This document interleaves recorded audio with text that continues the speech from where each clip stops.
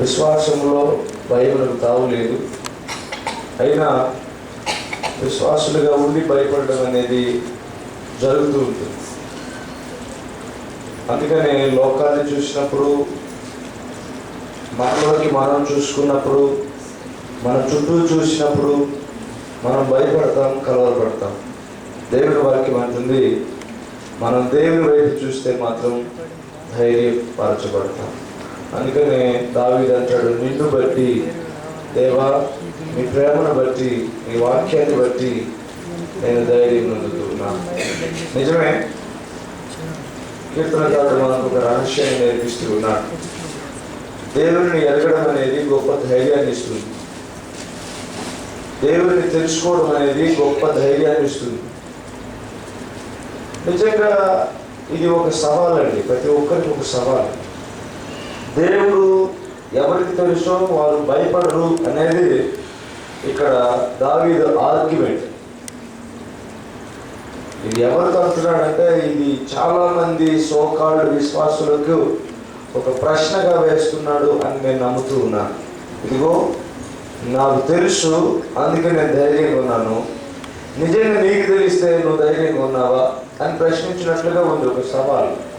అందుకే దావీదు అంటాడు, యెహోవా నా పక్షం ఉన్నాడు, దేవుడు నా పక్షం ఉన్నాడు, అది తెలిసి నేను చాలా ధైర్యంగా ఉన్నాను. నరుడు నాకేమీ చేయగలరు.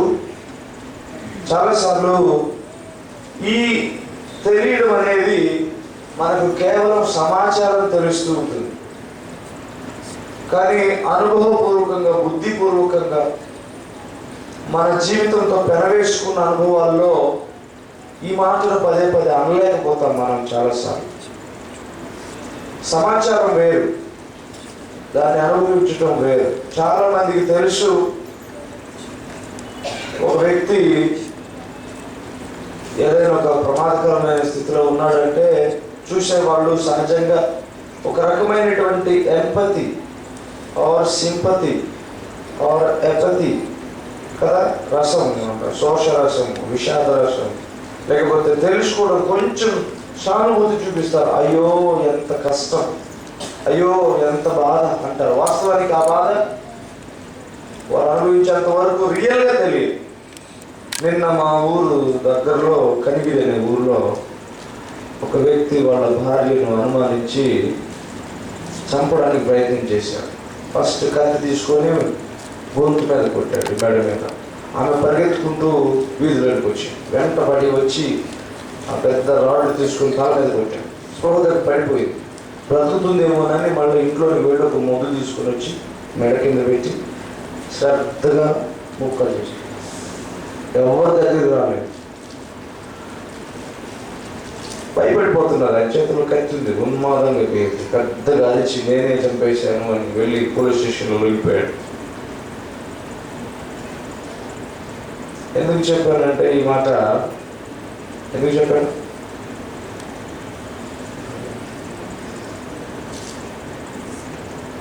చెప్పండి. ఇంతకుముందు ఏం మాట్లాడుతున్నాం? సానుభూతి గురించి చెప్తున్నాం. ఆ సంఘటన చూసినప్పుడు చాలా మంది అయ్యో ఎంత బాధ, అయ్యో ఎంత కష్టం, అయ్యో ఎంత నొప్పి అనుభవించిందో అంటారు. కానీ అంత బాధ ఎవరైనా నిజంగా అనుభవించారా? అనుభవించారు. కాకపోతే అది సింపతి, లేకపోతే అదొక రకమైన సానుభూతి, అంతే. కానీ దావీదు అంటాడు, మనకు కూడా అలాంటి విషయాలు చాలా తెలుసు దేవుని గురించి. దేవుడు ప్రేమిస్తాడు, దేవుడు న్యాయవంతుడు, దేవుడు నమ్మకస్తుడు, దేవుడు ప్రేమిస్తాడు, దేవుడు వింటాడు, దేవుడు కంటాడు, అన్నీ చెప్తాడు. కానీ వ్యక్తిగతంగా మన జీవితంలోకి వచ్చినప్పుడు నిజంగా ఎంతవరకు తెలుసు? నిజంగా ఈ సమయంలో ఉదాహరణకి నేను భయంలో ఉన్నాను, రకరకాల టెన్షన్స్ ఉన్నాయి. ఈ మూమెంట్లో నిజంగా నిలబడి దేవుడు నా పక్షాన ఉన్నాడని నిర్భయంగా ఉండే సందర్భాలు ఎన్ని ఉంటాయి మన జీవితంలో. తెలియటం వేరు, దాన్ని నిజంగా తెలుసుకోవటం వేరు. ఇంకా స్పష్టంగా చెప్పాలంటే మాటి మాటి మనం ఇదే జ్ఞాపకం చేసుకుంటూ ఉంటాం. ఒక యాపిల్ పండు చూపించి ఇది ఎలా ఉంటుందో చెప్పమంటే అందరూ చెప్తారు తీయగా ఉంటుంది అని. అంటే సహజంగా యాపిల్ అనేది తీయగా ఉంటుందని తెలుసు కాబట్టి అంటారు. ఒక్కొక్కసారి అది పుల్లగా ఉండొచ్చు మనం టేస్ట్ చూస్తే. దాన్ని తినేంత వరకు మనకు దాని విషయం తెలియదు. దేవుని వాక్యం కూడా అలాగే సెలవిస్తుంది. నేను రుచి చూచి ఎరిగితిని యెహోవా ఉత్తముడని అంటాడు. కాబట్టి దావీదు అంటాడు, అందరిలాగే అందరి విశ్వాసుల్లాగే నేను కూడా చిన్ననాటి నుంచి తల్లి చేత ధర్మశాస్త్రం బోధించబడ్డాను. నాకు అనేకమైన ఆజ్ఞలు తెలుసు. దేవుని ప్రేమ గురించి నేను అనేక మార్లు విన్నాను. అనేకమైన ప్రసంగాలు చేయడం విన్నాను. ప్రార్థన చేయడం విన్నాను. చాలా మంది సాక్ష్యాలు చెప్పడం విన్నాను. దేవుడు మా ప్రార్థన ఆలకించాడని చెప్పడం విన్నాను. కానీ వాటన్నిటికీ మించి నేను తెలుసుకున్నాను, నేను అనుభవించాను, నేను నా జీవితంలో నుంచి మాట్లాడుతున్నాను, ఆయన నా పక్షమున ఉన్నాడు. ఇంతకు మునుపు దైవసేవకుడు చెప్తున్నారు, దేవుని బట్టి ఆయన వాక్యమును అనుసరించడం, ఆయన వాక్యాన్ని బట్టి నడుచుకోవడం, ఇది ఒక అనుచరుడి యొక్క క్వాలిటీ. అనుచరుడు అంటే ఎవరు? మనం ఇంగ్లీష్లో అంటాం ఫాలోవర్స్. ఫాలో అవుతూ ఉన్నారు. ఫాలో అవడం అంటే అదే చేయడం. ఒకరు చేస్తూ పోతూ ఉంటే వాటిని తిరిగి మళ్ళా చేయడం, అది ఫాలోయింగ్ అంటే. ఊరికే వెంట నడిచేవాడల్లా అనుచరుడు కాదు. చాలాసార్లు మనం అనుకుంటాం, ఎవరైనా ఒక గురువు పోతున్నాడు అనుకోండి, ఆయన ఎక్కడికి వెళితే అక్కడికి వెనకాలే వెళ్ళడం, అది కాదు అనుసరించడం అంటే. గురువు ఏం చేస్తాడో అదల్లా చేసేవాడు శిష్యుడు, లేకపోతే అనుచరుడు. ఒక ప్రశ్న, ప్రత్యక్షమైన ప్రశ్న ఏంటంటే, నేరుగా మనం అందరం ప్రశ్నించుకోవాల్సింది, నిజంగా ఇక్కడ అనుచరులు ఉన్నారా? నిజంగా అనుసరించే వారు ఉన్నారా? చాలాసార్లు మనకే ఒక ప్రశ్న వస్తుంది. తెలుసుకోవడం వేరు. మనందరికీ థియరీ బాగా తెలుసు, తెలియని వారు ఎవరు లేరు. చాలా విషయాలు తెలుసు. అయితే వాటిని ప్రాక్టికల్గా జీవితంలో అన్వయించుకుంటూ వాటిని అనుసరించడం అనేది, ఆపాదించుకోవడం అనేది, అవలంబించడం అనేది, ఆచరించడం అనేది ఎంతమంది చేస్తారు? నేను త్వరగా ముగిస్తాను. కొంచెం బైబిల్ రెఫరెన్సెస్ చదివే వాళ్ళు చాలా ఫాస్ట్గా చదవాలి. సంఖ్యాకాండము 32వ అధ్యాయము 9వ వచనం నుంచి చదువుతుంది. సంఖ్యాకాండము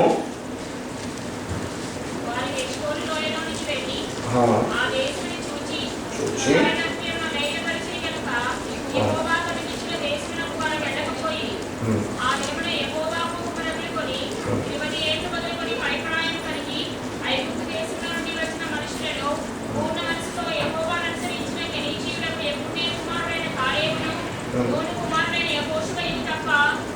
మరొకసారి చదువును. 11వ వచనం.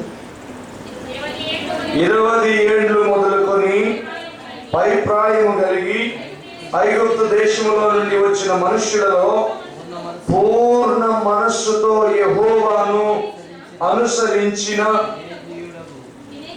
కెనీజీయుడగు యెఫున్నె కుమారుడైన కాలేబును, నూను కుమారుడైన యెహోషువయు తప్ప మరి ఎవడును పూర్ణ మనస్సుతో నన్ను అనుసరింపలేదు.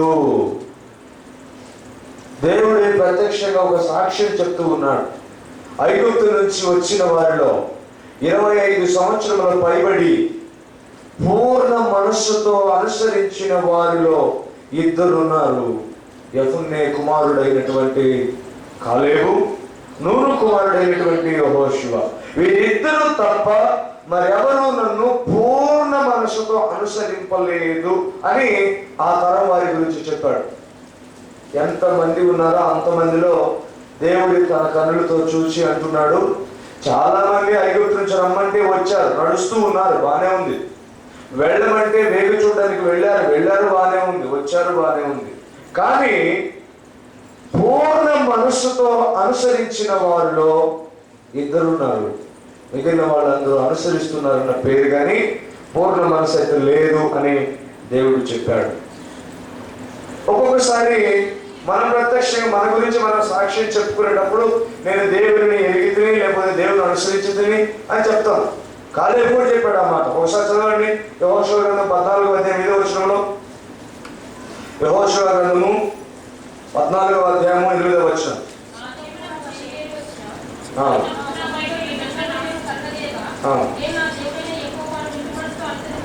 నేను నా దేవుడైన యెహోవాను నిండు మనసుతో అనుసరించితిని అని కాలేబు చెప్పాడు. ఒకవేళ ఒకటి కాలేబు మాత్రం ఆ మాట చెప్పుంటే మనం నమ్మడానికి కొంత నమ్మకం కలిగి ఉండేది కాదు. నిండు మనసుతో నేను యెహోవాను అనుసరించితిని అని కాలేబు చెప్పాడు. కానీ అంతకు మునిపే సాక్షాత్తు యెహోవా దేవుడు చెప్పాడు.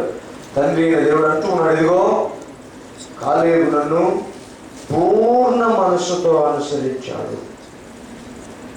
నిజంగా ఎవరైతే పూర్ణ మనసుతో అనుసరిస్తారో వారు భయం లేకుండా ఉంటారు. మనం ఇక్కడ సందర్భం చూశాం.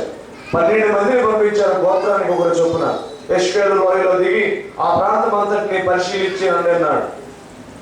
వేగు చూసి రమ్మన్నారు. పరిశీలించి పరిశోధించి ఎక్కడెక్కడ వాళ్ళ స్ట్రాంగ్ హోల్డ్స్ ఉన్నాయి చూసి రమ్మంటే 10 మంది అధైర్యపడి వచ్చారు. అయ్యో వారు చాలా భయంకరమైనటువంటి వారు చాలా గంభీరమైన మనుషులు, బలవంతులు, సంఖ్యలోను బలములోను మనకంటే మించిన వారి మీద యుద్ధానికి వెళ్తే నాశనం అయిపోతామని 10 మంది చెప్పారు. అధైర్యపడ్డారు. కానీ కాలేబు యెహోషువలు మాత్రం అంటున్నారు, లేదు, వారికంటే మన దేవుడు గొప్పవాడు, వారికంటే మనకున్నవాడు చాలా గొప్పవాడు, మనకిచ్చిన వాగ్దానం గొప్పది, మనకు వాగ్దానం చేసిన వాడు నమ్మకమైన వాడు, మనం ఖచ్చితంగా గెలిచి తీరుతాము అని చెప్పారు. వారి విషయంలో దేవుడు అంటున్నాడు, నిండు మనసుతో పూర్ణ మనసుతో నన్ను అనుసరించిన అనుచరులకు అధైర్యము రాదు. ఇప్పుడు మనం దావీదులో చూశాం, నిన్ను బట్టి నీ వాక్యమును బట్టి నేను ధైర్యముతో ఉండగలుగుతున్నాను, నరులు నన్నేమి చెయ్యగలరు. అంటే దావీదు కూడా వారి యొక్క మార్గాన్ని అనుసరిస్తూ ఉన్నాడు. నిండు మనసుతో పూర్ణ హృదయంతో అనుసరించే మనసు దావీదు పొందుకున్నాడు. అంటే ఆ అనుచరుల దృష్టిలో లేకపోతే ఆ అనుచరుల లిస్టులోనికి పోవాలనుకుంటున్నాడు. చాలా మంది అనుచరులు ఉన్నారు. బైబిల్ మనం చూస్తే ఇలాగ దేవుని వాక్యాన్ని మనం 10వ అధ్యాయము మత్తయి సువార్త 10వ అధ్యాయము 37 నుంచి 39 వచ్చిన వరకు చూస్తే, మత్తయి సువార్త త్వరగా చదువుదాం. మత్తయి సువార్త 10వ అధ్యాయం. తండ్రి నేను నాకంటే ఎక్కువగా ప్రేమించువాడు నాకు పాత్రుడు కాడు, నాకంటే ఎక్కువగా ప్రేమించువాడు నాకు పాత్రుడు కాడు, తన సిలువనెత్తుకొని నన్ను వెంబడింపని వాడు నాకు పాత్రుడు కాడు. ఆయన అన్నాడు, యేసయ్య అంటున్నాడు, పూర్ణ మనస్సుతో అనగా మనస్సు నిండుగా ప్రేమతో నా వెంట వచ్చువాడు మాత్రమే నాకు పాత్రుడు, అలా రానివాడు నాకు పాత్రుడు కాడు అన్నాడు. అంటే దేవుడు నిజంగా మనలను పూర్ణమైన మనసుతో అనుసరించమని కోరుకుంటున్నాడు.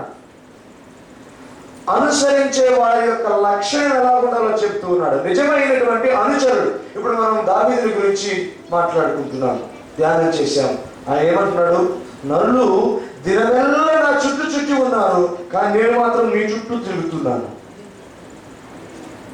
సమస్యలు నా చుట్టాలో ఉన్నాయి, కానీ నా ఆలోచనలు నీ చుట్టూ ఉన్నాయి. నేను సమస్యల నడుమ ఉన్నాను, నేనైతే నీ ప్రాకారపు నడుమ ఉన్నాను. నాకు తెలుసు నువ్వు నా పక్షాన ఉన్నావు. నా చుట్టూ ఉన్న సమస్యల వైపు నేను చూడట్లేదు, నా చుట్టూ ఉన్న నీ వైపు నేను చూస్తూ ఉన్నా. ఇది యెహోవాను అనుసరించే వారి యొక్క మనసు. దావీదు అంటున్నాడు, నేను నిజంగా అనుసరిస్తున్నాను, నీ వాక్యమును అనుసరిస్తున్నాను, నేను అలాగే నడుచుకుంటున్నాను, నీ వాక్యమును బట్టి నేను ధైర్యముగా ఉన్నాను. నీ వాక్యం ఏం చెప్తుంది? నేను నిన్ను కాపాడుతున్నాను, నీ చుట్టూ ఉన్నాను. నీ సమస్యలను నీ కష్ట నష్టాలను నువ్వు చూస్తూ కనుక ఉంటే నిరాశే, నిస్పృహే, నువ్వు భయపడతావు, కంగారు పడతావు. దావీదు కూడా ఒకానొక సమయంలో తన చుట్టూ ఉన్నటువంటి ప్రజలను చూసి, ఇదిగో దినమెల్లా నా చుట్టూ ఉన్నారు వారు కదా, దినమెల్లా నా కొరకు పొంచి ఉన్నవారు నన్ను మృగవలని ఉన్నారంట, దినమెల్లా ఉన్నారంట వారు. కానీ దావీదు అంటున్నాడు, దినమెల్ల కాదు, 139 కీర్తనలు అంటాడు, అగాధ భూమి అగాధ స్థలంలో నేను రూపము లేనివాడినై ఉన్నప్పుడు నన్ను నీ కనులు చూచాయి, అప్పటి నుంచే నేను నావరించి ఉన్నావు. ఎంత గొప్ప మాట! దావీదు మనసులో నిజంగా మనం ఇప్పుడు ఈ వాక్యం రాసిన తర్వాత మనం పదే దీన్ని చదువుకుంటుంటే మనకు అనిపిస్తుంది విని తమాషాగా ఉంది, కానీ నిజంగా ఈ లేఖనం ఏమీ లేనప్పుడు కేవలం మనసంతా దేవుని మీద లగ్నం చేసి అర్థం చేసుకున్న మహోత్కృష్టమైనటువంటి శ్రేష్టమైనటువంటి వాక్యము, శ్రేష్టమైనటువంటి తలంపిది. దావీదు అంటున్నాడు, భూమి అగాధ స్థలములలో ఏ రూపము లేనప్పుడు నీ కళ్ళు నన్ను చూచాయి, నేను నీ కంటపడ్డాను, నీవు నన్ను చూస్తూ ఉన్నావు.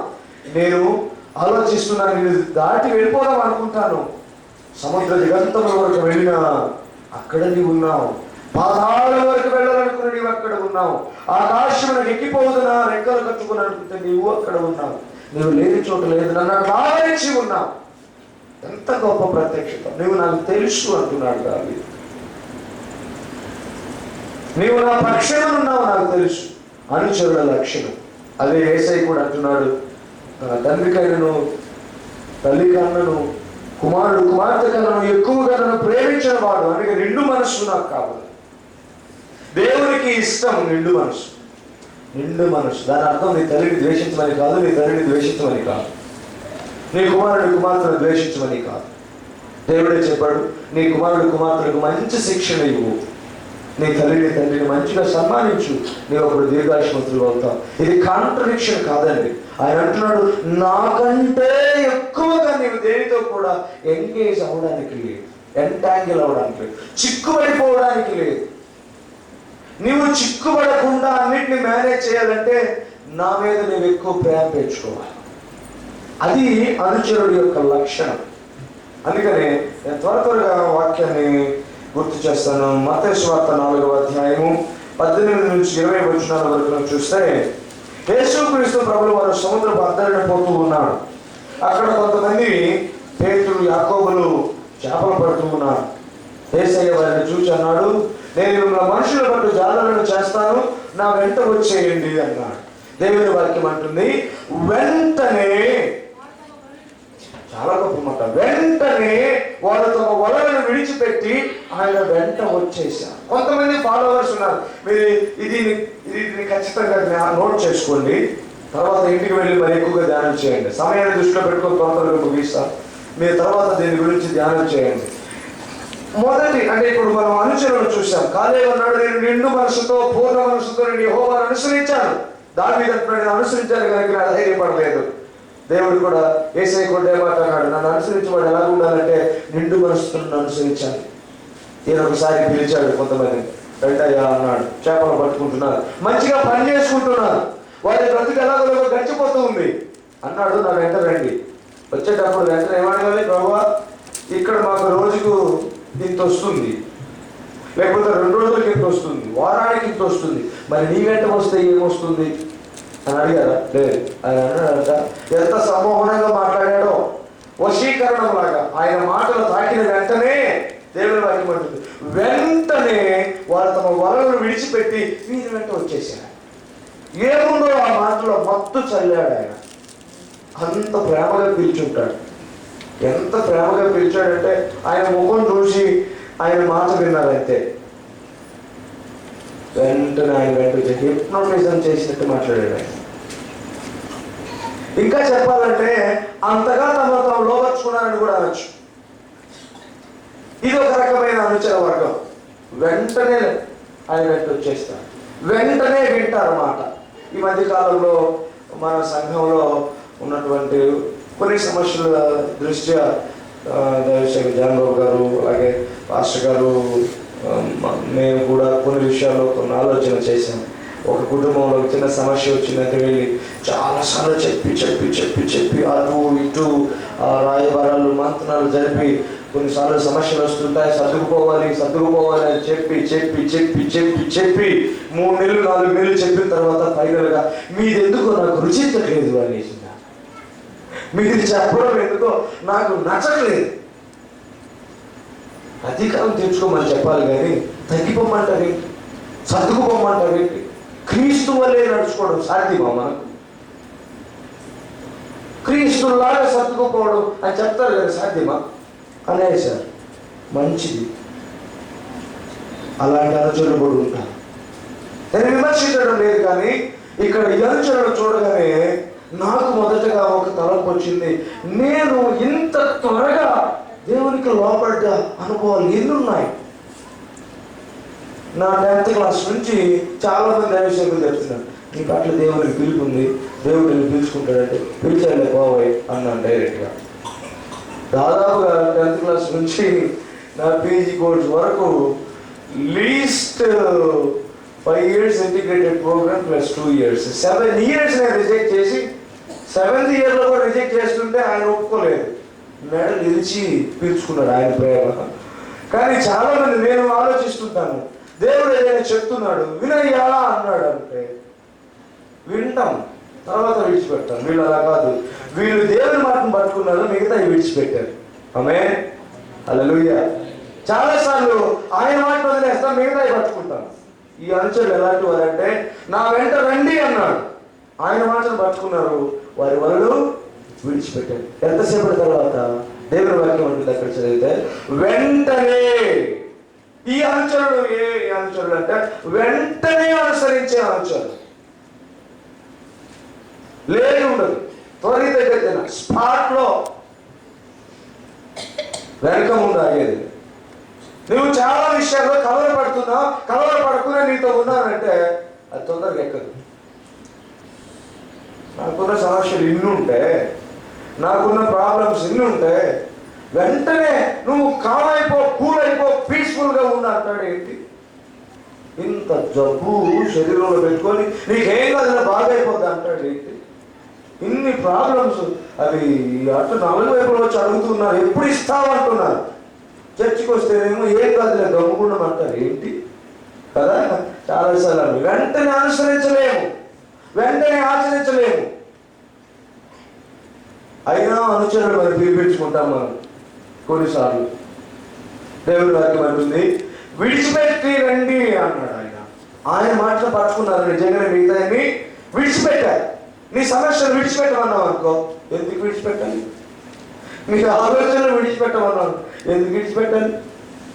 వెంటనే విడిచిపెట్టాం, వెంటనే ఆయన వెంబడించారు. ఇక్కడ కొంతమంది ఉన్నారు మంచి అనుచరులు, వీళ్ళు విడిచిపెట్టాడు అంటే ఇంక వెనక ముందు లేదు. ప్రభా, రోజుకి ఇంత సంపాదిస్తూ ఉన్నాం, మా సంపాదన ఏం కావాలి? రేపటి నుంచి ఊరికే నీ వెంటపోతే మా పిల్లలు ఎట్లా, మా భార్య పిల్లలు సంగతి ఎట్లా, నాకు ముసలి తల్లిదండ్రులు ఉన్నారు, నా మీద ఆధారపడ్డ వాళ్ళు ఉన్నారు, వీళ్ళందరి సంగతి ఎట్లాగయ్యా అని అడిగారు. వెంటనే కొన్నిసార్లు ఆయన మాట అలాగుంటుంది. మనం ఆలోచిస్తే, ఇక తీరిక కూర్చొని ఆలోచించామనుకోండి, మనకు అనిపిస్తుంది, అయ్యో నాకు ఇన్ని టార్గెట్స్ ఉన్నాయి, ఇన్ని గోల్స్ ఉన్నాయి, ఇవన్నీ విడిచిపెట్టి ఆయన ఎట్రమ్మంటాడు ఏంటి? అలాంటి వాళ్ళు కొంతమంది ఉన్నారు. ఒక రకమైనటువంటి అనుచర వర్గం అది. రెండో విధానమైనటువంటి అనుచర వర్గం ఉంది. మత్తయి సువార్త 8వ అధ్యాయం 9వ వచనం, త్వరగా. మత్తయి సువార్త 8వ అధ్యాయము. అంతటా ఒక శాస్త్రి వచ్చి, బోధకుడా, నీవెక్కడికి వెళ్ళినను నీ వెంట వచ్చింది. అందుకు యేసు, నక్కలకు గొర్రెలను, ఆకాశ పక్షులకు పూలను, మనిషి కుమారుడికి దాదాచుకున్నట్టుకు స్థలం లేదు అని చెప్పాడు. ఒక శాస్త్రి ఉన్నాడు, ఆయన మంచి రైటర్. శాస్త్రి అంటే లేఖనాలను పరిశోధించి మళ్ళీ వాటిని తర్జన భర్జన చేస్తూ అనువాదాలు రాస్తూ చాలా విషయాలు ఎరిగిన వ్యక్తి. ఈ వ్యక్తి వచ్చి యేసయ్యతో అంటున్నాడు, అయ్యా నీవెక్కడికి పోయినా వస్తానయ్యా అన్నాడు. Wear ever you go I will go with you, నేను నీతో వస్తాను. అప్పుడు యేసయ్య అన్నాడు, ఎక్కడికైనా పోయంటే నీకు తెలుసా నేను ఎక్కడికి పోతాను? ఎక్కడికి పోయినా వస్తానంటే దాంట్లో అర్థం ఏంటి కొన్నిసార్లు మనకు తెలియదు. ఎక్కడికైనా, ఇప్పుడు ఆయన ఏ మార్గానికి పోయినా, ఏం చేసినా నేను వస్తూనే ఉంటాను. ఇది ఇంకొక రకమైన అనుచర వర్గం. ఆయన ఎక్కడికి వెళ్తాడు, ఎందుకు వెళ్తాడు, ఎలా వెళ్తాడు అర్థం కాకపోయినా ఎలా తీసుకుని వెళ్తున్నాడు, ఏ మార్గంలో వెళ్తున్నాడు, లేకపోతే ఏ మార్గంలో మనం తీసుకుని వస్తున్నాడు తెలియకపోయినా కదా కొన్నిసార్లు మనం ఎక్స్పెక్ట్ చేస్తాం కొన్ని విషయాలు ఇలాగ అవ్వాలి, కొన్ని విషయాలు ఇలాగ ఉండాలి, కొన్ని విషయాలు ఈ టైంలో జరగాలి. అలా జరగవు, టెన్షన్ స్టార్ట్ అవుతుంది, ఎలాగెలాగో మైండ్ అంతా కూడా నమ్మైపోతుంది, దిమ్మి ఎక్కిపోతుంది. మనం అంటుంటాం దిమ్మ తిరిగింది అంటుంటాం. అలాంటి సమయంలో మనం జ్ఞాపకం చేసుకోవాలి, దేవుడు నమ్మకస్తుడు. ఆ క్షణాలు నమ్మగలమా? నీవెలా తీసుకొని వెళ్ళినా, ఏ వేరే తీసుకొని వెళ్ళినా నేను వస్తూనే ఉంటాను నీ వెంట. ఇదో కల్చర్ వర్గం. మీకు తెలుసు కదా, పౌలు ఉన్నాడు, అయ్యా నేను ఫ్రీగా పోతానయ్యా అన్నాడు, వద్దయ్యా ఆగిపో అన్నాడు. సరే పింపుల్గా పోతానయ్యా, వద్దులయ్యా అన్నాడు. మైనరాశి పోతానయ్యా, వద్దయ్యా అన్నాడు. ఆయన పడుకొని నిద్రపోతుంటే రాత్రి కాలంలో మాసిదోనియా నుంచి ఒకడు కనపడి, అయ్యా మమ్మల్ని రక్షించయ్యా అని అరిచాడు. ఈయన బయలుదేరాడు, సైలస్ను లేపి నాకు దేవుడు దర్శనం ఇచ్చాడు, మాసిదోనియా రమ్మన్నాడు. వెళ్తుంటే ఫిలిప్ దగ్గరికి రాగానే లూదియా అనే ఆవిడ రక్షణ పొందింది. సైలస్ అడిగి ఉండాలి, ఏమయ్యా ఒక మగ వ్యక్తి కనిపించాడు అన్నాడు, ఇక్కడ చూడబోతే ఆడ ఎదురైంది, ఏం జరుగుతున్నట్టు కనిపించడం లేదే. ముందుకు వెళ్తూ ఉన్నాడు, ఒక ఆమె దయ్యం పట్టి, బాలిక ఒకటి పైతాన్ అనే దయ్యం పట్టింది ఆమెకు. పైతాన్ స్పిరిట్ పట్టి ఆమె పెద్ద పెద్దగా రంకులు వేస్తూ ఉంది. చెప్పాడు, నోరు మూసుకుని నుంచి వెళ్ళిపోవన్నాడు.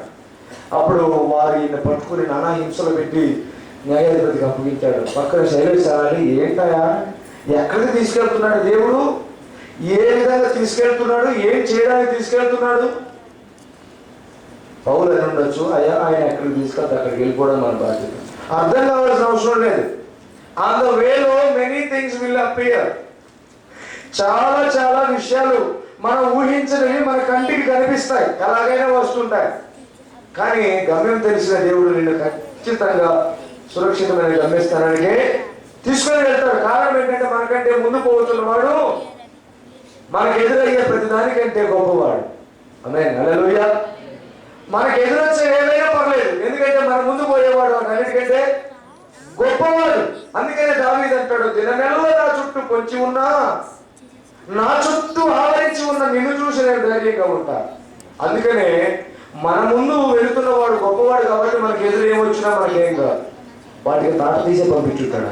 ఒకవేళ వచ్చినా కదండి, మన ముందు ఒకవేళ భీకరమైన ఏమైనా వస్తున్నాయి అనుకోండి మనకు ఎదురు, మనకంటే ముందు కూడా ఏం చేస్తాడు, ముందు వాటిని హార్మ్లెస్ గా మార్చి పంపిస్తాడు. మనకు ఆ లాజిక్ తెలియాలి, వినాలి. కొంతమంది అక్కడిక్కడ ఉన్నారు కదా, మనకంటే ముందు పోవాడు మనకు ఎదురొచ్చే వాటిని హార్మ్లెస్ చేసే పంపిస్తాడు. ఆ ధైర్యం మనకు ఉండాలి. మనకు ఎదురు ఎంత భయంకరమైన వచ్చినా మనకంటే ముందు వాటిని ఎదుర్కొనేవాడు మన తండ్రి. ఆయన ఏం చేస్తాడు, ముందుగా వాటిని ఎదుర్కొంటాడు. అందుకనే మనము ధైర్యం కలిగి ఉండాలి. ఈ శాస్త్రిలో ఒక గొప్ప లక్షణం కనిపిస్తుంది ఏంటంటే, అయ్యా నీవు ఎక్కడికి వెళ్ళినా నేను వస్తాను. ఆయన అన్నాడు, అయ్యా నీకు అర్థమవుతుందా, నక్కలకు గొర్రెలు ఉన్నాయి, పక్షులకు నివాసములు ఉన్నాయి, మనిషి కుమారుడు తలదాచుకోవడానికి లేదు. అంటే నాకు కొన్ని కొరతలు కనిపిస్తాయి, ముందు వస్తావా?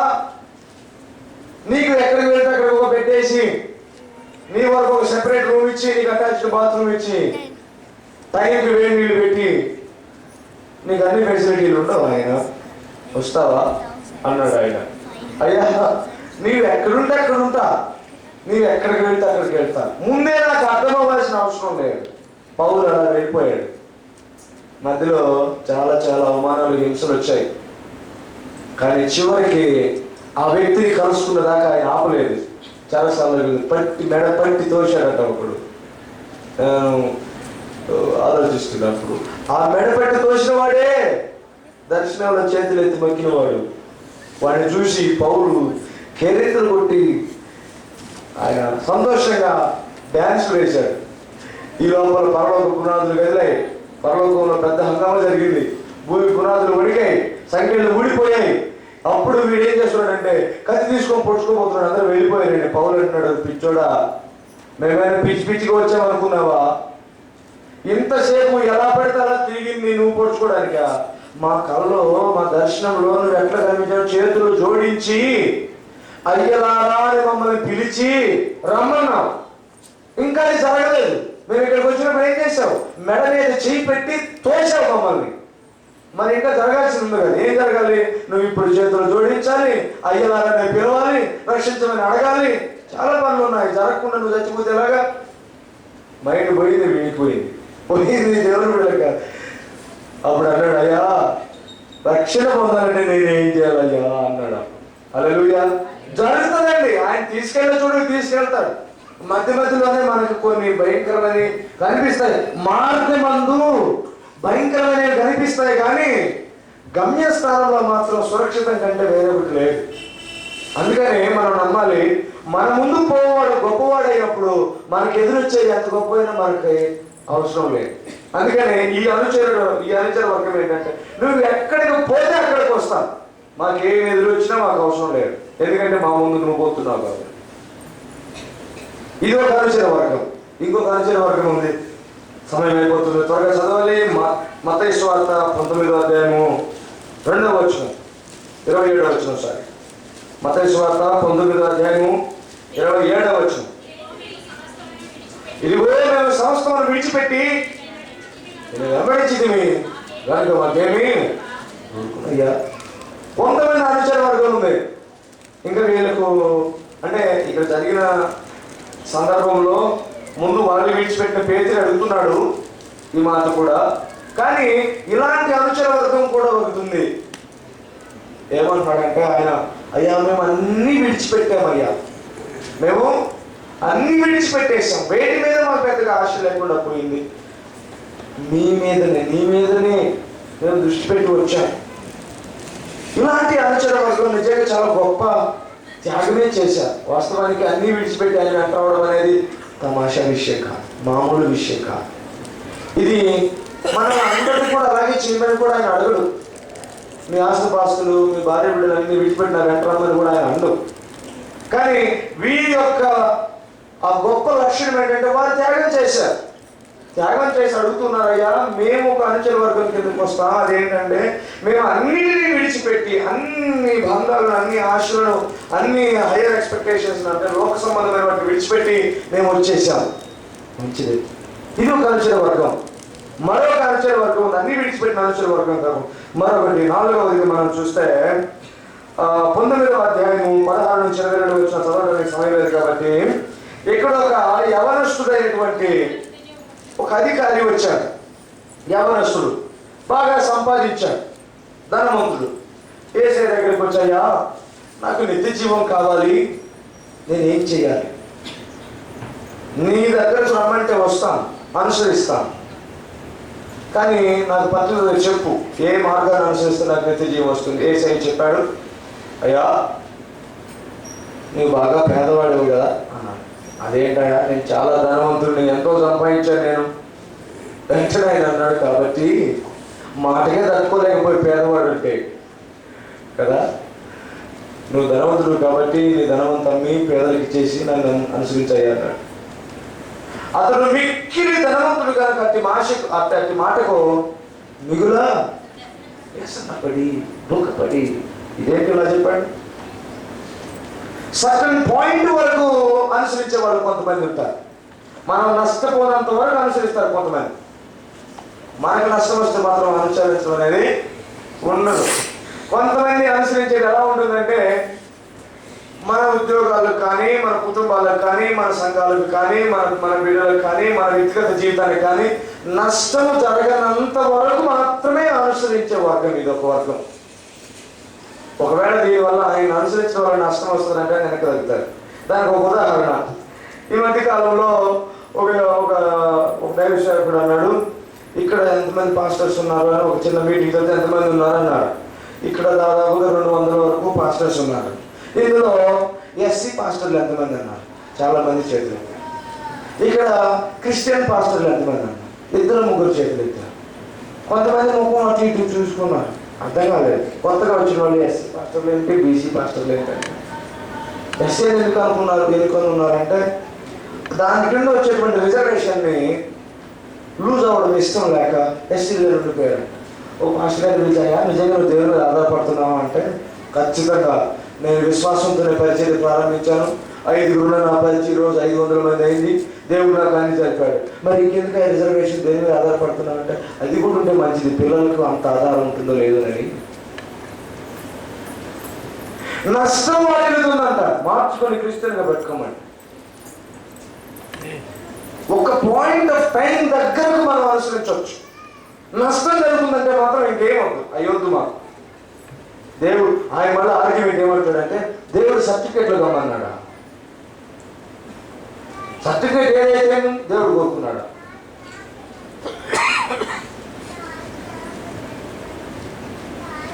కొంత టైం వరకే, సర్టన్ పాయింట్ వరకే అనుసరిస్తారు కొంతమంది. వారికి నష్టం వాటిల్లంత వరకు అనుసరిస్తారు. అనుసరించడం అనేది ఎప్పుడు ఆపేస్తారంటే, దీనివల్ల నష్టం జరుగుతుందంటే మాత్రం అనుసరించడం ఆపేస్తారు. నేను పాస్టర్స్ గురించి మాట్లాడాను. వారు ఏం చేశారంటే, నిజంగా ఆధారపడి ఉన్నాను, కానీ సమయం వచ్చేటప్పటికి ఆ మాట విషయంలో అంటే ఇప్పటికిప్పుడు ఒక చాయిస్ తీసుకొని వెంటనే వెళ్ళి సర్టిఫికేట్ చేంజ్ చేసుకోమని చెప్పట్లేదు, కానీ ఒక అనుచర వర్గం గురించి చెప్తున్నాను. మీరేం చెప్తున్నారంటే, మేము కొంత పీరియడ్ వరకే, ఈ ఎవరో అన్నాడు నాకు చాలా ఆస్తుంది, అంత వదులుకొని రావాలా? నిన్నైనా వదులుకుంటాను కానీ దాన్ని వదులుకొని వెళ్ళిపోయాను. ఇతను ఒక రకమైన అనుచరుడు, కొంతకాలం వరకే వచ్చాడు. ఇంకొక రకమైన అనుచర వర్గం ఉంది. వాక్యంలో ఐదవ రకం 6వ అధ్యాయము యోహాను సువార్త 6వ అధ్యాయము 26వ వచనంలో చాలా మంది ఆయన దగ్గరికి వెళ్తే రొట్టెలు పెడుతున్నాడని, భోజనాలు పెడుతున్నారని వచ్చారు. ఆ మధ్య కాలంలో ఒక మాట తెలిసింది, మన సంఘంలో మొట్టమొదటిగా ఆదివారాలు భోజనాలు పెట్టేవారు. కొన్ని రోజులు పోయాక ఆపేశారు. ఎందుకంటే భోజనాల టైంకి వస్తున్నారట, ప్రార్థనకి ఎవరు ఉండట్లేదు. అంటే యేసయ్య కాలంలో కూడా అది అలాగే జరుగుతుండేది. ఆయన ఎక్కడికి వెళ్తే అక్కడ శ్రేష్టమైనటువంటి భోజనం దొరికేది, శ్రేష్టమైనటువంటి ద్రాక్ష రసం దొరికేది. అలాంటివి ఎక్కడ దొరికేది కాదు వాళ్ళకు, అందుకోసమే వెళ్ళేవాళ్ళు కొంతమంది.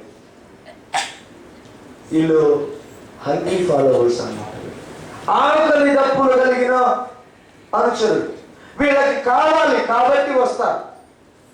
వీళ్ళకి కొన్ని అవసరాలు ఉంటాయి, అవి శారీరకమైన అవసరాలు, ఆత్మీయమైన అవసరాలు, ఏవో అవసరాలు ఉంటాయి, సామాజికమైన అవసరాలు. అయ్యా మేము చాలా రోజుల నుంచి ప్రయత్నం చేస్తున్నాం కానీ కావట్లేదు, ఏవేవో జరుగుతున్నాయి ఇంట్లో, ఏది చేసినా అంత నష్టమే జరుగుతుంది, ఎవరో చెప్పారు ఏసే దగ్గరికి పొమ్మన్నారు, అంతా బాగైపోతుంది అన్న. అంటే ఇంట్లో వచ్చే సమస్యలు పోవడం కోసం వచ్చాను. చాలా మంది చెప్పారు ఈ జబ్బు ఎక్కడ దగ్గర ఏసే దగ్గరికి పొమ్మన్నారు, అందుకే వచ్చాను. చాలా మంది చెప్తారు మా అమ్మాయికి పెళ్లి కదా చాలా రోజుల నుంచి, అందుకని ఏసే దగ్గరికి వస్తే జరుగుతుందంట, అందుకే వచ్చాను. ఈ శారీరకమైనటువంటి ఈ విధమైనటువంటి అవసరాల కోసం ఆయన అనుసరించే వాళ్ళు ఉన్నారు. ఇది ఒక అనుచర వర్గం. 6వ విధమైనటువంటి వర్గం ఉంది. లూకా సువార్త 9వ అధ్యాయము 59 నుంచి 62 వచనాల వరకు చూస్తే, యేసయ్య ఒకరిని చూసి అన్నాడు, నన్ను వెంబడించు అన్నాడు. లూకా సువార్త 9వ అధ్యాయము 59 నుంచి 62 వచనాలు. ఆయన ఒకరిని చూసి నా వెంట రమ్మని చెప్పాడు. అందుకన్నాడు, నేను వెళ్ళి మొదట నా తండ్రిని పాతి పెట్టుకోండి. ఇది ఏమన్నాడు తెలుసా? ఆయన అడిగాడు నన్ను వెంబడించు, నన్ను అనుసరించు అని ఒకరిని అడిగితే ఆ వ్యక్తి వెంటనే అంటున్నాడు, అయ్యా నీ విషయం తర్వాత చూస్తాను, మొదట నా విషయం చూసుకొని. ప్రయారిటీ, ప్రాధాన్యత. మొదట నా తండ్రిని పాతి పెట్టుకోండి. నేను ఆలోచించడం మొదలు పెట్టాను. వాస్తవానికి వాళ్ళ తండ్రి అప్పటికి చనిపోయాడా? అందుకే పాతి పెట్టుకోవాలనుకుంటున్నాడా? కాదండి. మనం అక్కడ కాంటెక్స్ట్ కనుక క్లియర్గా చూస్తే, వాళ్ళ తండ్రి వృద్ధుడైపోయాడు, కొద్ది కాలంలో చనిపోవడానికి సిద్ధంగా ఉన్నాడు. కానీ యూదులకు ఒక చక్కని ఆలోచన ఉండేది, మంచిదే ఆలోచన. ప్రసంగులు అంటాడు, ఒకడు 100 మంది పిల్లలు కలను, వాడు సరైన రీతిలో పాతి పెట్టబడకపోతే వాడు తల్లి గర్భం నుండి పిండమై రాలి పడిపోవటం మేలు అంటాడు. అంటే చక్కని సరైన విధానంలో పాతి పెట్టబడకపోతే అది అవమానకరం. అందుకనే వారి తండ్రిని చివరి కాలంలో కొంతకాలం చూసి ఆయన యోగక్షేమాలు చూసి చనిపోయిన తర్వాత పాతి పెట్టి ముందు నా పని చూసుకుని వస్తాను అన్నాడు ఈయన. మనం కొన్నిసార్లు ఆలోచన చేస్తాం, ఆయన తండ్రి శవాన్ని పక్కన పెట్టుకుని ఆయన అంటాడా, ఆ శవం వాళ్ళు బాధ పెట్టుకుంటాడు ముందు నా రమ్మంటాడా? అట్లాగా అన్నాడు. అందుకనే దేవుని వాక్యం అంటుంది తర్వాత జరిగేదేంటో ముందే చెప్తాను. ముందు వెళ్ళి నేను అవన్నీ చక్కబెట్టుకున్న తర్వాత వస్తాను. ముందు నా పని, తర్వాత నీ పని. ఎలాంటి ఆలోచన వర్గం ఉంటారు. నేను అనుసరిస్తానయ్యా కాదనట్లేదు, నీ పని చేస్తానయ్యా కాదనట్లేదు, నీకోసమే జీవిస్తానయ్యా కాదనటం లేదు. కానీ మొదటగా నన్ను చూసుకోండి. మొదట నా పని. ఈ అనుచరుడు యొక్క సిద్ధాంతం ఏంటంటే మొదట నా పని, ముందు నేను. చివరిగా ఒక వర్గం ఉంది. ఈ వర్గం ఏంటంటే మత్తయి సువార్త 26వ అధ్యాయం 58వ వచనంలో పేతురట యేసయ్యను సిలువేసి తీసుకుని వెళ్తూ ఉంటే దూరముగా నుండి వెంబడిస్తూ వచ్చాడంటే. కొంతమంది ఉంటారు వీళ్ళు అసలు దూరంగా ఉంటారు, దూరంగా ఉండి చూసి వెంబడించేటువంటి వాళ్ళు డైరెక్ట్గా ఎప్పుడు సీన్లోనికి రాదు, వాళ్ళు ఎప్పుడు ఇన్వాల్వ్ కాదు, కానీ దూరం నుంచి వెంబడిస్తూ ఉంటారు. వీళ్ళు దూరపు అనుచరుడు, పేరుకి మాత్రం అనుచరుడు. ఏం కావాలి, ఎలాంటి లక్షణం కావాలి అనుచరుడు? మనం ఇప్పుడు డిస్కస్ చేశాం, ధ్యానం చేశాం. ఎలాంటి అనుచరులు ఉన్నారు? వెంటనే వారి వలన విడిచిపెట్టారు, కొంతమంది వెంటనే అనుసరించారు. ఒక ఆయన వచ్చి నాకు అర్థమైనా కాకపోయినా నేను ఎక్కడికి వెళ్తే అక్కడికి వెళ్తాను, నాకు స్పష్టత లేకపోయినా పర్లేదు, నీవు ఉన్నావు కాబట్టి నేను వెంట వచ్చేస్తాను. అదొక అనుచర వర్గ లక్షణం. ఇంకొంతమంది ఉన్నారు, వాళ్ళు అన్నారు అయ్యా మేము అంతా విడిచిపెట్టాం, మాకేం దొరుకుతుంది, అంతా విడిచిపెట్టి అనుసరించే వాళ్ళు కొంతమంది ఉన్నారు. సగం వరకు సర్టన్ పాయింట్ దగ్గర మాకు నష్టం జరగనంత వరకు నేను అనుసరిస్తానని. కొంతమంది ఏమో మాకు ఇది కావాలి అది కావాలి, ఒక పెద్ద లిస్టుతో వస్తాం, అందుకోసమే వస్తాం. అయ్యా నాకు నా బిడ్డలకు మంచి ఉద్యోగాలు లేవు, నాకు ఫలానేవి, నాకు అది ఇవ్వు ఇది ఇవ్వు, దానికోసమే ఉంటుంది ఎక్స్పెక్టేషన్. ఇలాగ వచ్చేవాళ్ళు కొంతమంది ఉన్నారు ముందు మా పని చేసుకునేవు, తర్వాత నీ పని చేస్తాం. చివరిగా మరొక వర్గం ఏంటంటే దూరంగా ఉండి వెంబడిస్తుంటారు, దగ్గరకు రాదు. బహుశా సమర్పణ లోపమై ఉండొచ్చు, బహుశా భయమై ఉండొచ్చు.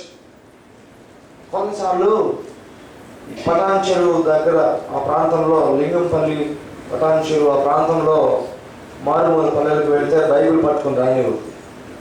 ఆ బైబిల్ పట్టుకొని పోవాలంటే భయం వేస్తుంది. ఒకసారి ఒక దైవసేవకుడు వచ్చాడు.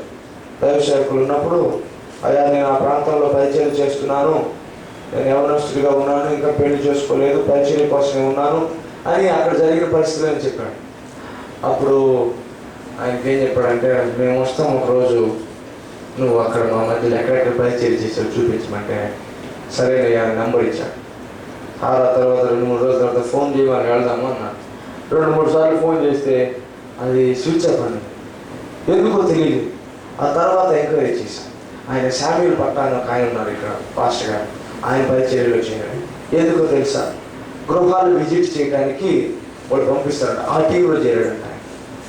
ఆయన అన్ఎక్స్పెక్టెడ్గా ఒకసారి లైవ్ స్కూల్ మీదకి పోతున్నాయి, గుర్తుపెట్టి రండి అడిగి లోపలికి వచ్చాక సార్ మనం ఫోన్ చేస్తున్నాం కదా ఎందుకు అడిగితే ఆయన చాలా డైరెక్ట్గా చెప్పాడు, అయ్యా నేను ఎప్పుడో ఒక 2-3 నెలలకు ఎదిరిపోయాను, ఇప్పుడైతే కొడుతున్నారు నన్ను చూస్తే అక్కడ భయపడి మళ్ళీ అక్కడికి రమ్మంటే నేను రాలేక ఇక్కడ చేయలేదు.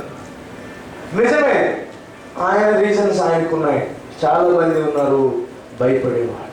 మనం కూడా భయపడుతుంటాం కొన్నిసార్లు. ఏ అనుచర వర్గంలోనికి వస్తాం ప్రియ సహోదరి సహోదరుడా? కాలేబు అన్నాడు, కాలేబు లాగా మనం చెప్పగలం ఈ మాట, నేనైతే నిండు మనసుతో అనుసరిస్తున్నాను. కొన్నిసార్లు మనం విడిచిపెట్టే వరలు కాదు కావాల్సింది, మనం విడిచిపెట్టే ఆస్తుపాస్తులు కాదు కావాల్సింది, మనం విడిచిపెట్టే మన స్నేహితులను బంధువులను కాదు కావాల్సింది, ముందు మన మనస్సుని పూర్తిగా దేవుని కొరకు విడిచిపెట్టే కావాలి. పరిపూర్ణమైన మనసుతో నిండు మనసుతో దేవుడిని అనుసరించడం కావాలి. కాలేబు లాగా, దావీదు లాగా మనం చెప్పగలమా? అయ్యా, నిండు మనసుతో నేను అనుసరిస్తున్నాను అయ్యా. ఉన్న సమస్యలు కాదు, కష్టాలు కాదు, వీటన్నిటిని ప్రక్కన పెట్టి అన్నిటికీ మించి నేను నీ వైపు చూస్తున్నాను అయ్యా, నిన్ను అనుసరిస్తున్నాను. నిండు మనసుతో నేను నిన్ను అనుసరిస్తున్నాను అయ్యా. నిండు పూర్ణమైన మనసుతో నేను అనుసరిస్తున్నాను అయ్యా. దేవుడు కూడా అలాంటి వారి కోసమే చూస్తున్నాను. అందుకని అంటాడు 16వ అధ్యాయం 24 నుంచి 27 వచనాలు, మత్తయి సువార్త 16వ అధ్యాయము 24 నుంచి 27 వచనాలు గమనిస్తే, యేసు తన శిష్యులను చూసి ఎవరైనా వెంబడింపుకోలేడా, తను ఉపేక్షించుకొని సిలువను ఎత్తుకొని నన్ను వెంబడించాలి. అంటే ఇది పరిపూర్ణమైనటువంటి ఫాలోయింగ్, అనుసరించడం. తను ఉపేక్షించుకోవాలి, తన సిలువను ఎత్తుకోవాలి, కంటిన్యూగా నన్ను వెంబడించాలి. ఇది పరిపూర్ణమైన అనుసరణ. ఇలాంటి అనుచరులలో మనం ఉన్నామా? ఎలాంటి అనుచరులు మనం? వెంటనే లోబడిపోయేలాంటి వారమా? నేను ఎక్కడికి తీసుకుని వెళ్ళినా, ఏమి చేసినా వీఆర్ రెడీ అయినటువంటి అనుచరులమా? దేవుడి వాక్యం అంటుంది, మేము అన్ని విడిచిపెట్టామనే అనుచరులమా? లేకపోతే అయ్యా సర్టన్ పాయింట్ దగ్గరకు మేము నష్టపోయినంత వరకు మాత్రమే అనుసరిస్తామనే వారిమా? లేకపోతే మాకు బాగా అవసరాలు ఉన్నాయి అందుకే అనుసరిస్తున్నామనే వారిమా? లేకపోతే ఇంకేంటి, ముందు నా పని ఆ తర్వాత నీ పనే వారిమా? దూరంగా ఉండి వెంబడించేవారిమా?